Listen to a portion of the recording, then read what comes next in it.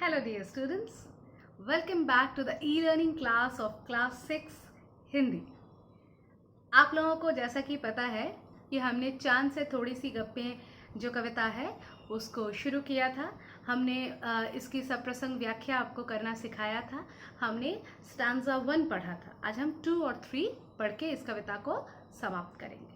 ठीक है, क्या है उसमें, क्या था, लास्ट क्या पढ़ा था? पोशाक से आपका गोरा चिट्टा चेहरा बाहर आता है। नेक्स्ट है, आप कुछ तिरछे नजर आते हैं, जाने कैसे, खूब है गोकी, वाह जी वाह, हमको बुद्धू ही निरा समझा है, हम समझते ही हैं ही नहीं जैसे कि आपको बीमारी है। बोलते हैं कि आप कुछ तिरछे नजर आते हैं और पता नहीं कैसे, कभी गोल नजर आते हैं, पता नहीं हमको क्या आप बुद्धू समझ रहे हैं कि कभी आपको ये हो रहा है, कभी आपको वो हो रहा है, हम क्या कुछ समझते नहीं हैं? एक्चुअली ये जो बढ़ने का, घटने का ये जो सिम्टम है, ये आपके बीमारी का सिम्टम है। You are sick basically. ठीक है, तो कुछ वर्ड मीनिंग्स: नजर आना, दिखाई देना, गोकी बोला गया है ना, खूब है गोकी, गोकी यानी, ठीक है। बुद्धू मूर्ख, निरा एकदम, ठीक है। प्रसंग क्या होगा? प्रस्तुत पंक्तियां शमशेर बहादुर सिंह की कविता चांद से थोड़ी सी गप्पे से ली गई है। प्रस्तुत पंक्तियां शमशेर बहादुर सिंह जी की कविता चांद से थोड़ी सी गप्पे से ली गई है। इसमें एक 10-11 साल की लड़की चांद से बातें कर रही हैं। अब आप लोग एक चीज़ देखिए, प्रसंग जो है वो बदल नहीं रहा है।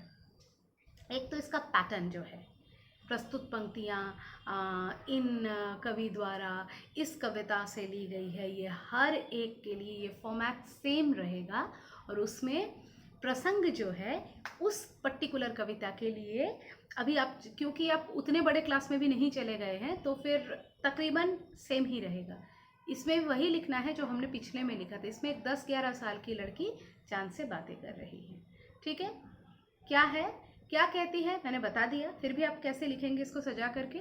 लड़की कहती है कि आप अजीब हैं, पता नहीं कैसे तिरछे नजर आते हैं, आप मुझे मूर्ख मत समझिए, मैं जानती हूं कि आपको कोई बीमारी है।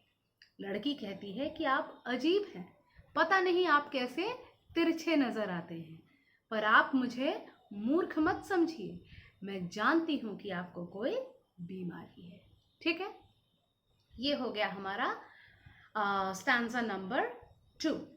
अब हमारा नेक्स्ट जो स्टैंजा है वो, ठीक है, नेक्स्ट स्टैंजा हमारा है, आप घटते हैं तो घटते ही चले जाते हैं और बढ़ते हैं तो बस यानी कि बढ़ते ही चले जाते हैं, दम नहीं लेते जब बिल्कुल ही गोल ना हो जाएं, बिल्कुल गोल, यह मर्ज आपका अच्छा ही होने में, अच्छा ही नहीं होने में आता है।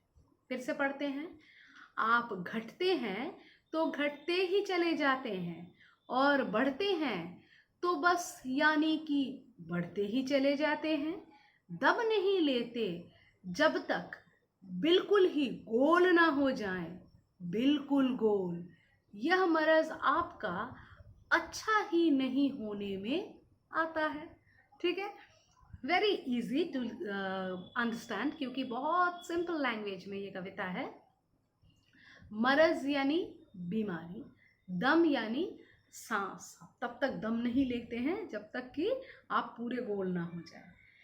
तो इसमें क्या बोलते हैं कि आप घटते हैं तो आप घटते चले जाते हैं, जब आप रिड्यूस होना शुरू होते हैं तो आप रिड्यूस रिड्यूस रिड्यूस रिड्यूस होने लगते हैं, जब आप बढ़ते हैं तो आप बढ़ते बढ़ते बढ़ते हैं, तब तक बढ़ते हैं, तब तक दम नहीं लेते हैं जब तक आप पूरा सर्कुलर फॉर्म में एकदम पूरी तरह से सर्कल नहीं बन जाते हैं।